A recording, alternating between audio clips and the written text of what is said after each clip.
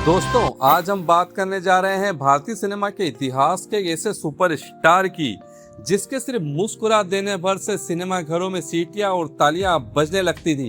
एक ऐसा डांसर और एक्टर जिसकी टाइमिंग के आगे बड़े बड़े खान और कपूर भी फीके पड़ जाते थे।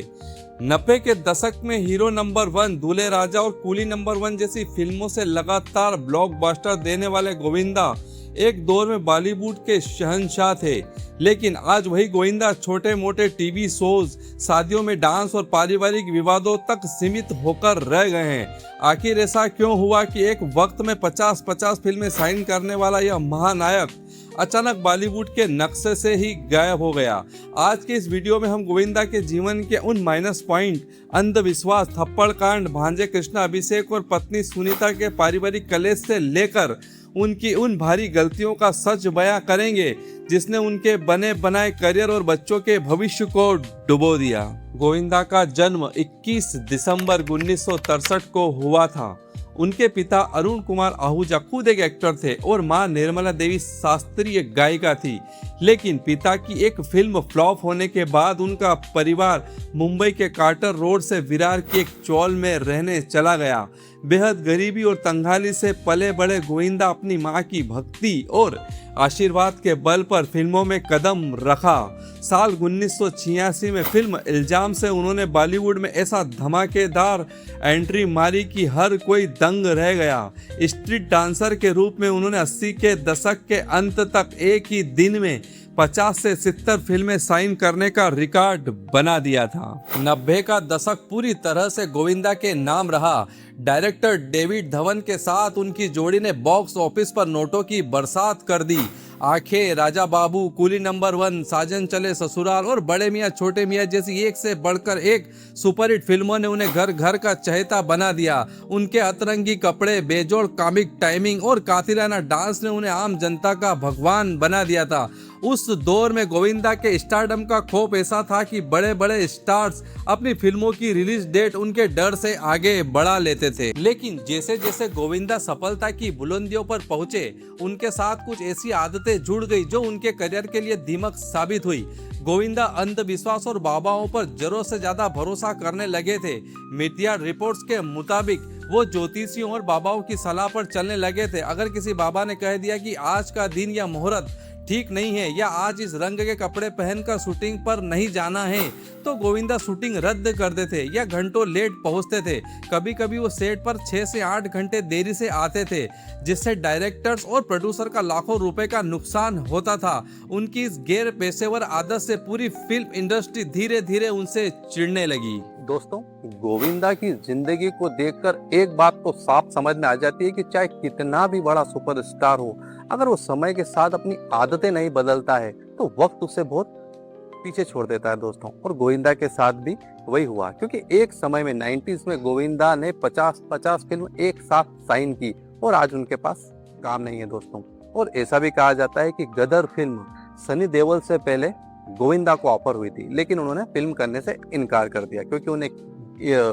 रोल पसंद नहीं था, स्क्रिप्ट पसंद नहीं थी दोस्तों। लेकिन अगर गोविंदा गदर फिल्म कर लेते तो शायद कुछ बात और होती दोस्तों। चलिए वीडियो में आगे बढ़ते हैं और देखते हैं गोविंदा साहब की जिंदगी का आगे का सफलता के नशे में गोविंदा के विवाद भी बढ़ने लगे। साल 2008 में फिल्म मनी है तो हनी है के सेट पर उन्होंने एक विजिटर संतोष राय को सरेआम थप्पड़ मार दी। यह मामला सुप्रीम कोर्ट तक पहुंचा और गोविंदा को माफी मांगनी पड़ी, जिससे उनकी छवि को भारी धक्का लगा। इसके अलावा अहंकार और गलत फैसलों के कारण उन्होंने कई ऐसी फिल्में ठुकरा दी जो आगे चलकर इतिहास बनी। कहा जाता है कि हॉलीवुड फिल्म अवतार का ऑफर ठुकराने का दावा करके वो हंसी के पात्र भी बने, तो वहीं देवदास में चुन्नी लाल का रोल, गदर जैसी ऑल टाइम ब्लॉकबस्टर फिल्मों को भी उन्होंने मना कर दिया था।